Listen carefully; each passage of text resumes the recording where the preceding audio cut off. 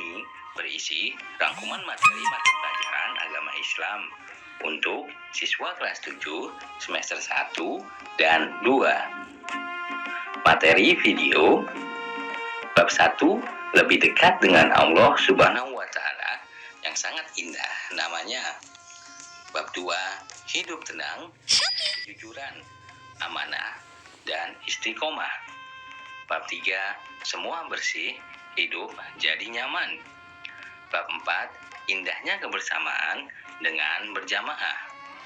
Bab 5, selamat datang, wahai nabiku, kekasih Allah Subhanahu wa Ta'ala. Bab 6, dengan ilmu pengetahuan, semua menjadi lebih mudah.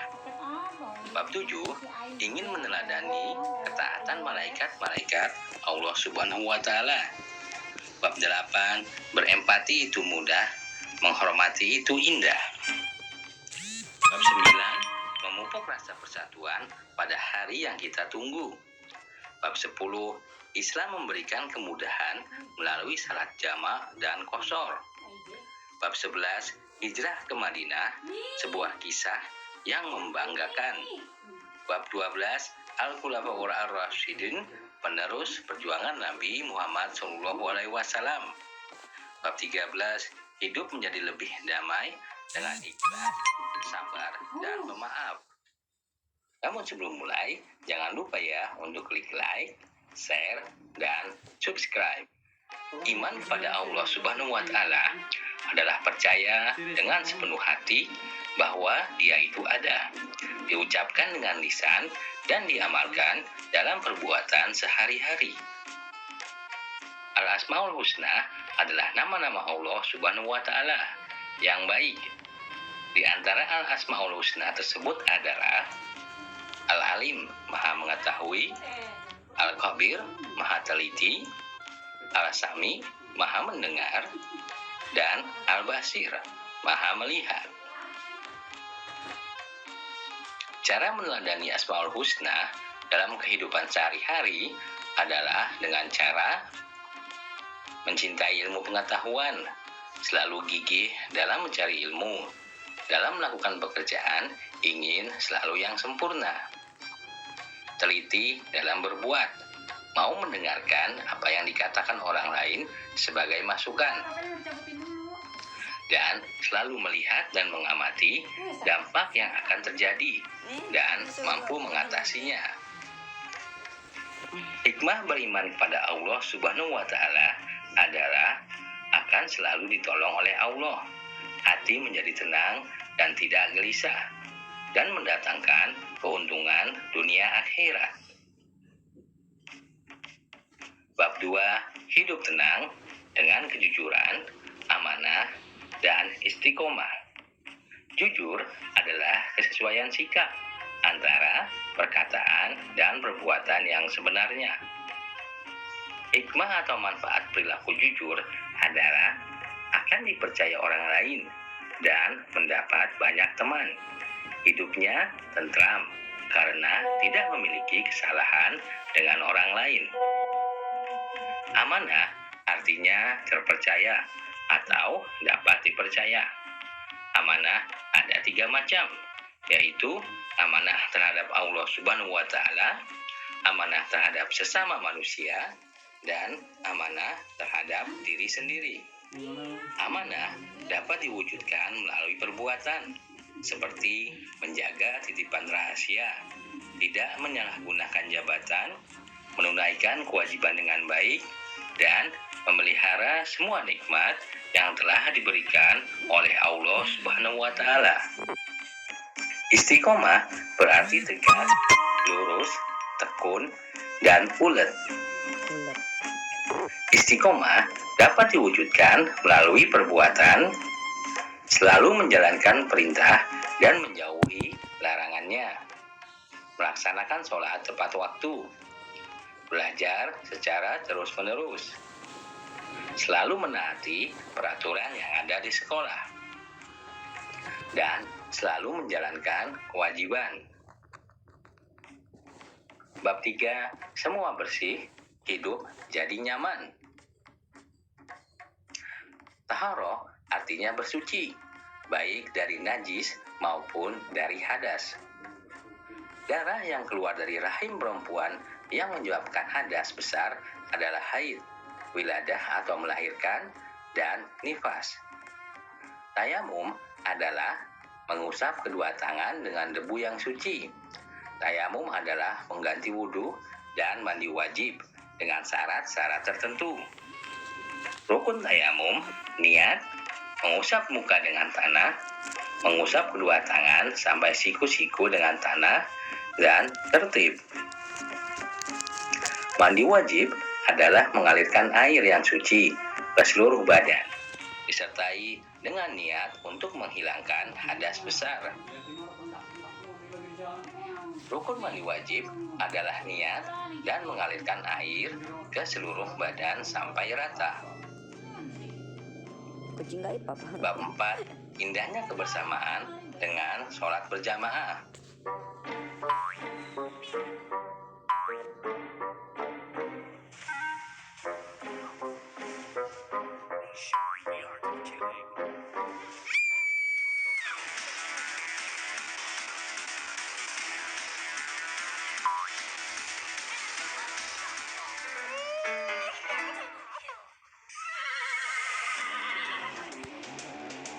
Iklan. Sholat berjamaah adalah sholat yang dikerjakan oleh dua orang atau lebih secara bersama-sama, dan salah seorang menjadi imam, sedang yang lainnya menjadi makmum. Nah, ada aku punya game ML. Hukum sholat berjamaah adalah sunat muakkadah, yaitu sunat yang sangat dianjurkan. Sebagian ulama menyatakan hukum sholat berjamaah fardu kifayah. Untuk menjadi imam harus memenuhi syarat, antara lain mengetahui syarat dan rukun sholat, serta perkara yang membatalkan sholat, fasih membaca Al-Quran, paling tinggi ilmunya dibandingkan yang lain, berakal sehat, dan balik.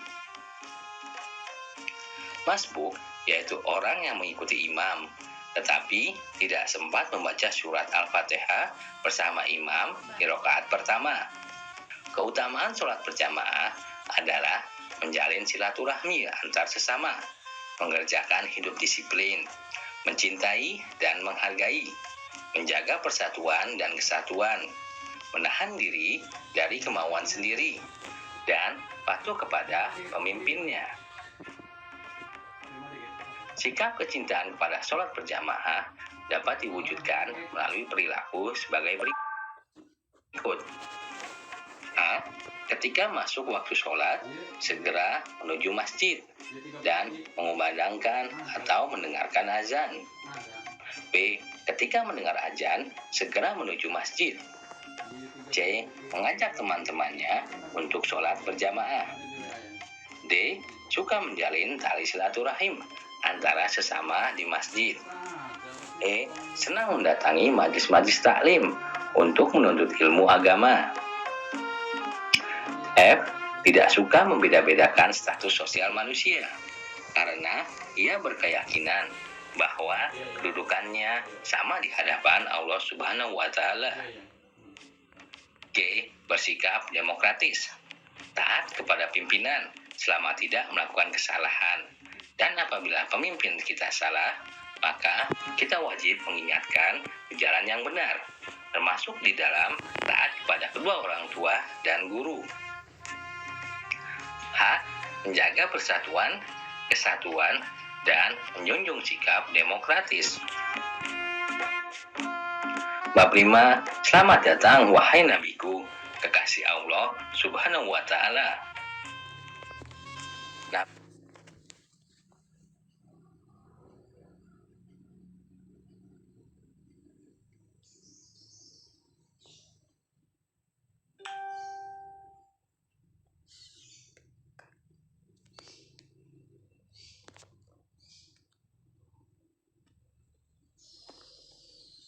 Nabi Muhammad SAW lahir hari Senin 12 Rabiul Awal atau bertepatan dengan 20 April 571 Masehi. Tahun kelahiran Nabi Muhammad SAW disebut tahun gajah. Sifat-sifat Nabi Muhammad SAW antara lain tidak mudah putus asa, semangat kerja yang tinggi, selalu jujur, amanah, tabah, optimis, dan percaya diri.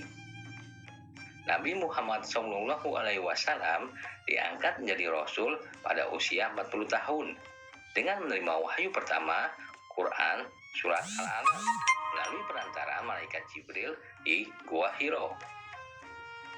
Dakwah Nabi secara sembunyi-sembunyi dimulai setelah turun wahyu kedua, yaitu Quran Surat Al-Mudaththir. Masih sebatas keluarga dekat saja. Dakwah Nabi secara terang-terangan dimulai setelah turun wahyu Quran Surat Al-Hijr. Dalam berdakwah, beliau mendapatkan berbagai rintangan, baik dari keluarga maupun kaum Quraisy dan pihak luar. Namun, semua dihadapi oleh Nabi dengan penuh kesabaran dan keikhlasan. Al-Sabiqun al-Awwalun adalah orang-orang yang pertama kali memeluk Islam. Mereka adalah Siti Khadijah, Abu Bakar, Ali bin Abi Thalib, Zaid bin Harisah, dan Ummu Aiman. Cara meneladani perjuangan Nabi Muhammad SAW di Mekah adalah A.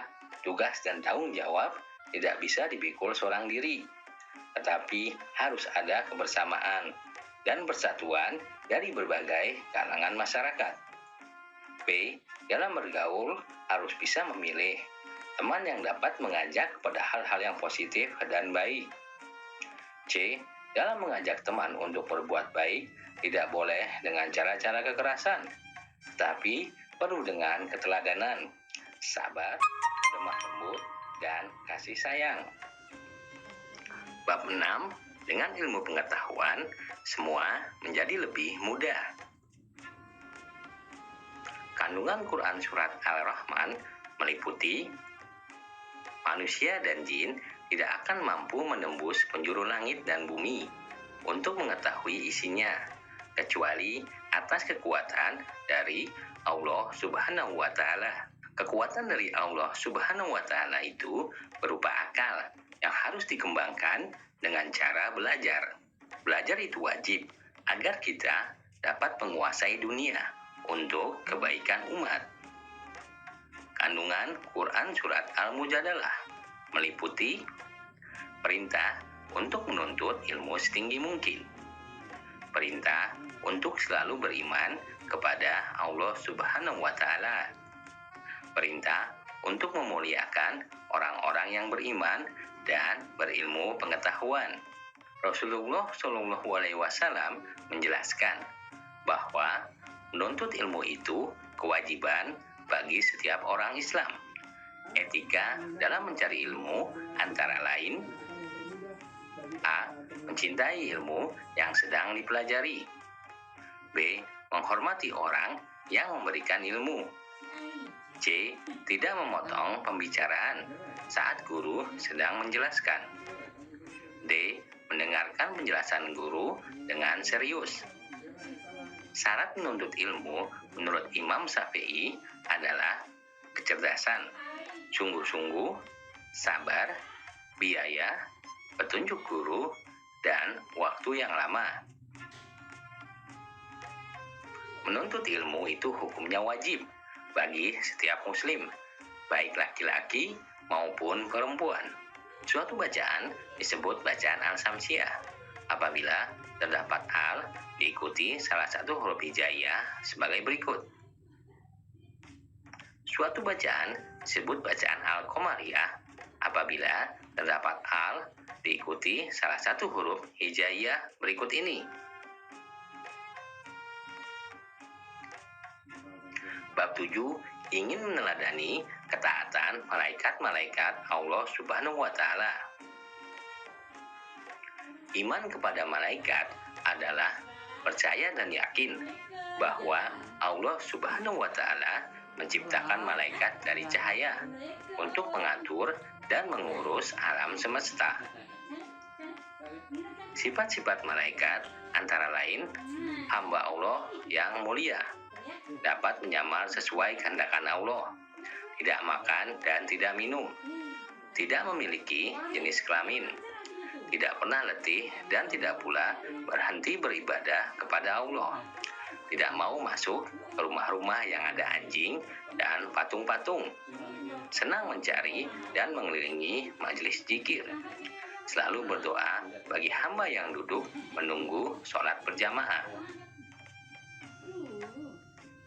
Nama-nama malaikat yang kita kenali adalah Jibril, Mikael, Israfil, Israel, Munkar dan Nakir, Rakib, Atid, Malik, dan Ridwan.